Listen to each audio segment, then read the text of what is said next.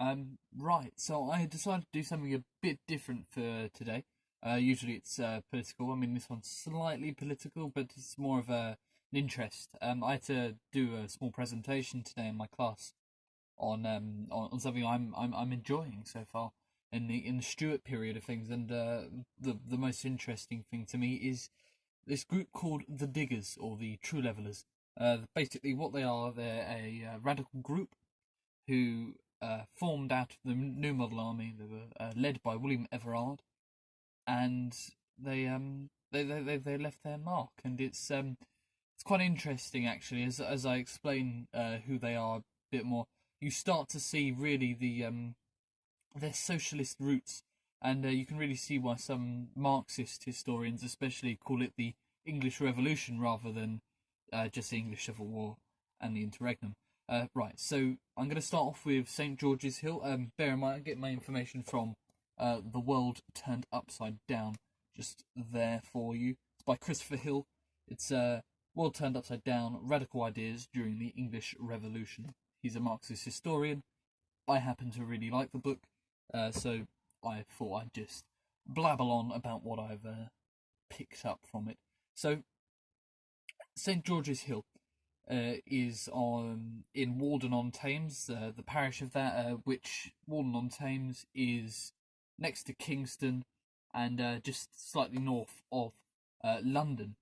Now, with Walden-on-Thames, it's March or April. Nobody's really sure, but during March or April, 6 soldiers burst into the church in Walden-on-Thames, and basically what they say is that the magistrates, the ministry, religion, and the church and the Bible, they're all banned now. They're all abolished, and then an account says quite accurately, or specifically rather, on the 1st of April, a group of working men come and they just start ploughing the land. They just start digging up the land on St George's Hill.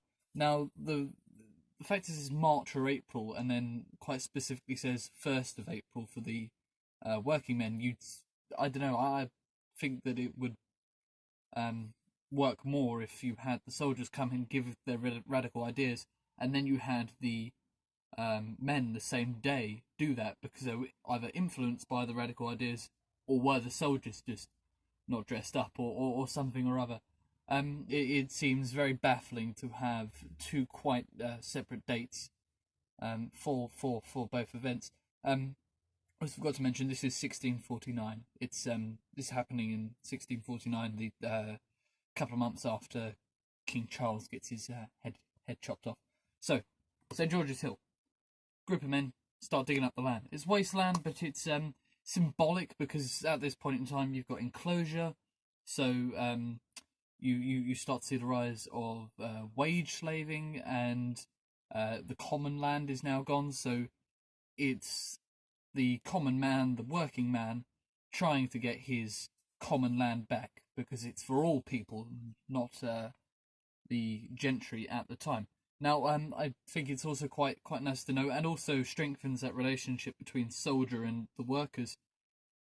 The fact it was done on a Sunday. Sunday, obviously, it's a very religious time, so to have it on Sunday, the day of rest, the Sabbath, is I think quite symbolic, quite extraordinary. So you have this, and if I'm looking down, I'm looking at notes. So this group it grows to about 20 or 30 people, and it's picking up speed, picking up recognition. People are starting to talk about this weird group of men who are setting up a commune on the top of St George's Hill, and an observer basically goes up and he quotes, and I am going to read this. He quotes it: "The diggers invite all to come, promise meat, drink, and clothes, and they will be 4,000 or 5,000 within 10 days. So there's a couple of things to note from this. The fact that they invite all to come, also in link with invite all to come, Christopher Hill actually uses the word colony rather than group of men. Now, with invite all to come and the word colony being used, two completely separate time periods of what they're using, but one would take from that it is a movement that these people would expect to expand and flourish, much like communism and socialism, and much like the as we'll get into later, the ideals of this sect. So the Observer says that.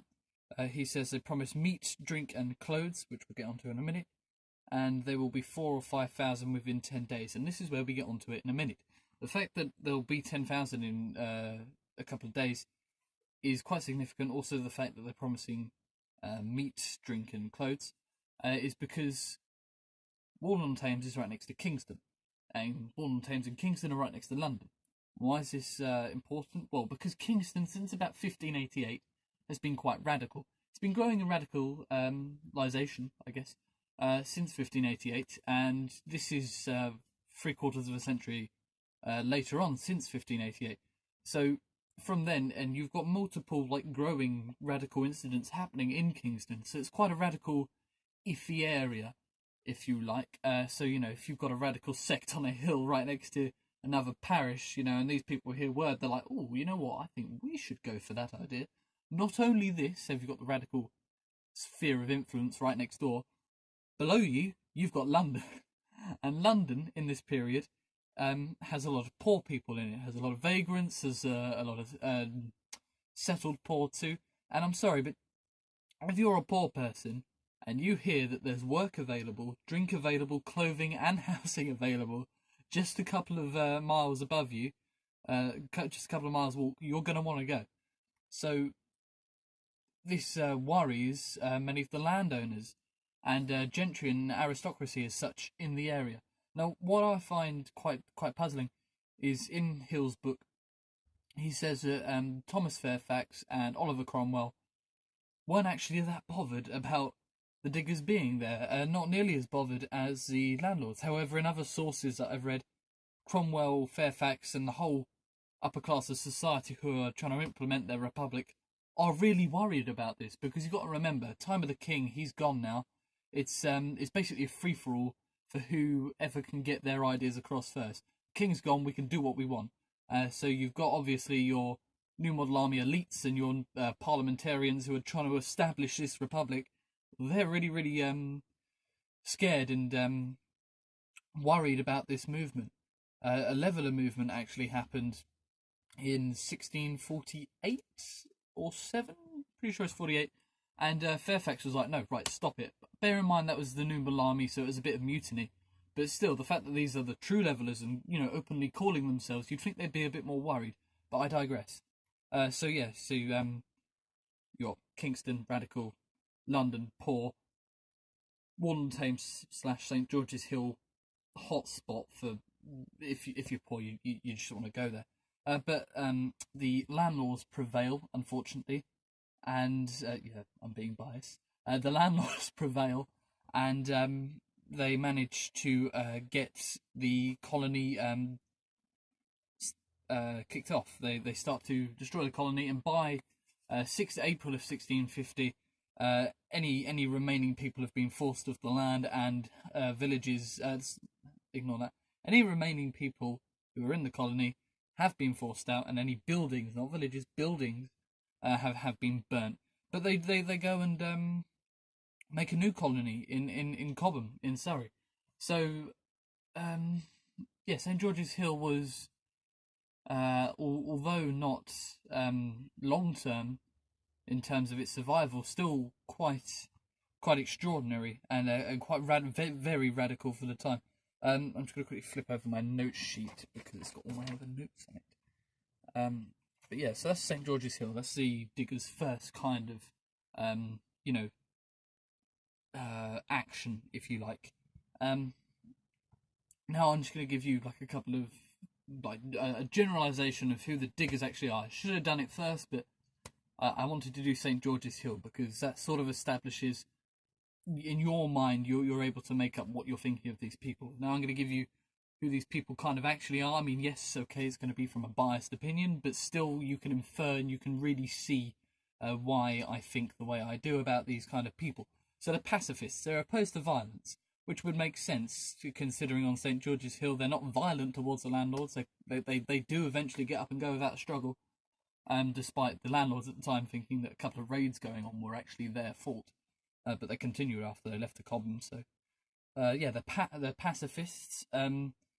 Makes sense as well, considering it is after the Civil War. If you're a group coming from the new model army, you might be traumatised. You'd be like, right, screw this. We're going back to the old ways. We're working together for the common land. We're not fighting anymore. We're sick and tired of fighting for people's wars about land and property and all that stuff. So that makes sense. And they believe they challenge the slavery of property. Again, this is just heartache against the new enclosure system that's happening, but you can really see why a poor person, a peasant, who's served in the parliamentarian or the royalist army, really see why they'd want the common land back, because they've just come back after war. They've got, their homes might be in tatters. An army, theirs or the opposite, might have pillaged and raided or even done scorched earth on their farm or village or something.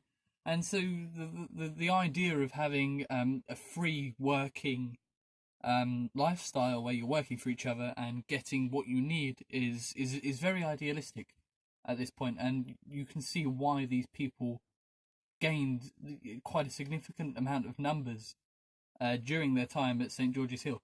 I'm not entirely sure how many there were in total.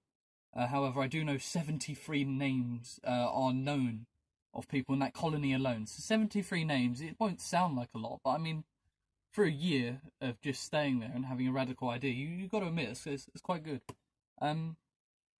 They actually were a body as well. Like they acted as a political body. They had a guy called Gerard Winstanley, and Gerard Winstanley was their main propagandist. And what you had with Gerard Winstanley and others like him, they'd go in groups up and down the country, much like any politician nowadays, and they would just say, right, we're the true levelers, we're the diggers, this is what we stand for. We stand for all of this. List items below. And yes, we're here. Come join us. And they did. They had a lot of success, especially in Northamptonshire and Kent. And so they acted like a political party. They rallied support. They distributed leaflets, etc., and they took action as well, which is quite important when we come to compare it to the Levellers.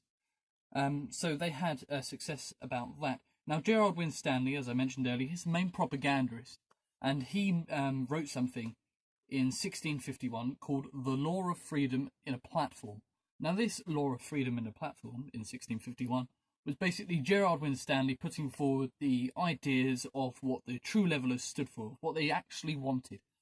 So, what did they want? They wanted a secular society, a classless society, and radical democracy. All of these were radical for the time. I mean, nowadays even classless and secular societies seem absurd. I mean, do we have democracy? I don't know. That's a different argument for another day. But yeah, they he wrote all that down, and it was very radical for the time. Now, if you've sort of kept up with my pace, kept up with my digressions and stuff, you should have inferred that these guys are pretty communistic. I mean, a radical secular society with classlessness and ultra-democracy, that is communism in a nutshell. And I like to argue that the Law of Freedom in a Platform is basically an early communist manifesto. I mean, you can dispute it, but I think it's highly undisputable that it is an early communist manifesto. No link to Karl Marx, I'm just saying. It seems very communistic. Quite early, actually, quite forward-thinking when you think about it. These people also liked women, unlike the Levellers. They weren't misogynistic in any way. They included everyone in their society, much like it should be. So you have this, and then I'll go on to my last point on why the true Levellers, or the diggers, the people I've been talking about, are different to the Levellers. Levellers are more New Model Army originated. They're represented by a general called John Lilburne. And John Lilburne, in the Putney debates of 1647, to Oliver Cromwell says, the Leveller movement asks for these things, and they just basically want democracy, reform, and all that sort of stuff for the time. And they just say the Leveller movement is not an organised political party. It's a people's party, and we all know by people's party, it's not a proper party. It's just what the people who have an idea think everybody else has the same idea as them, which obviously it wasn't at the time due to the amount of radical sect groups and others' mindsets at the time. Point is, John Lilburne basically everybody thought that the Leveller movement was the way to go, the way forward, the liberal way, if you like.